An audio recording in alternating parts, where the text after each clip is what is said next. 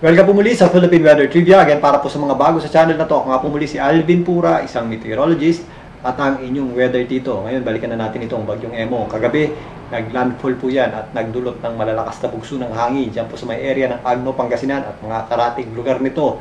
At sa madaling araw nga, mas malala po yung ating mga naranasang hangin dyan po sa areas ng La Union at Pangasinan, maging dyan sa area ng Ilocos Sur. Dahil sa pagtawid nitong bagyong Emong dito po sa Lingayen Gulf. At kaninang umaga, naglandfall po yan dyan sa may Ilocos Sur, malapit sa boundary ng La Union. So alamin natin mamaya yung official time at official landfall area ng Pag-asa dyan. Samantalang sa ngayon, yan po ay tumatraverse na dito o tumatawid na dito sa mga kabundukan ng Cordillera at maya-maya lamang posibleng lumabas na po yan dito sa may area ng Babuyan at Kalayaan Group of Islands dito po sa itaas na bahagi ng Northern Luzon. Mamayang hapon, nandiyan na po yan sa may areas ng extreme Northern Luzon, sa may Batanes. Ito po ang bagyong Emong po ay bagyang humihina, kaya nang inaasahan, meron tayong steady weakening yan.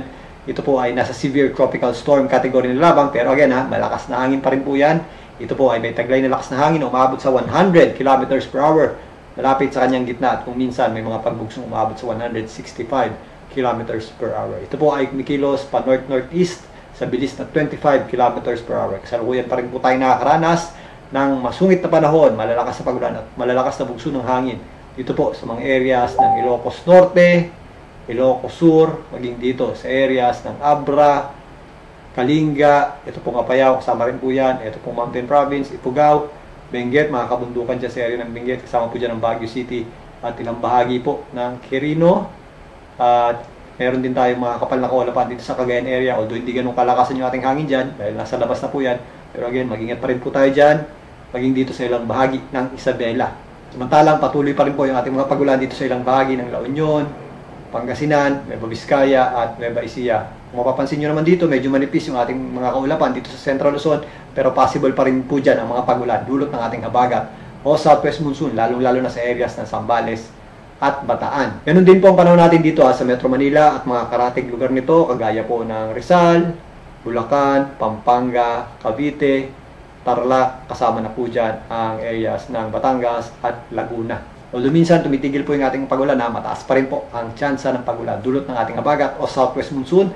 Meron pa rin tayong malalakas na pagulan dito sa Occidental Mindoro at hilagang bahagi ng Palawan, dulot pa rin yan ating habagat o southwest monsoon. So, narito naman ang pinakahuling track ng Pag-asa para sa bagyong Emong. Kasalukuyan niya yung tumatawid dito sa hilagang bahagi ng Luzon at meron niyang posible pang paghina bago pang kalabas yan dito sa itaas na bahagi ng ating bansa. At mamayang hapon nga, banda dito na po yan sa may area ng extreme Northern Luzon, dyan po sa may area ng Batanes. Maring bukas, humina pa yan ng tuluyan bago makalabas ng ating Philippine Area of Responsibility. Sa ngayon, wala pa naman tayong inaasahang posibleng pumasok na bagyo pa maliban dito sa bagyong Emong na palabas naman na.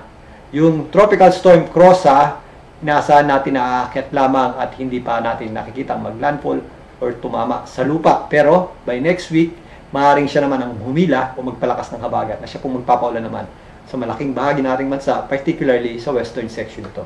So narito po yung Tropical Storm Crossa, medyo mataas na po yan, possible lang po yan bumaybay dito sa eastern section ng ating boundary line, dyan po sa kanang bahagi nito, sa labas ng ating part. Hindi nga yan natin nakikita papasok, pero again, yan po ay hihila o magpapalakas ng habagat. So narito naman yung symbol forecast track ng bagyong Crossa. Kung mapapansin nyo dito, pataas po o northward yung kanyang track. Magre-recurve lang yan ng kaunti, papunta dito sa areas ng southeastern portion ng Japan, pero hindi natin nakikitang pumasok sa ating boundary line.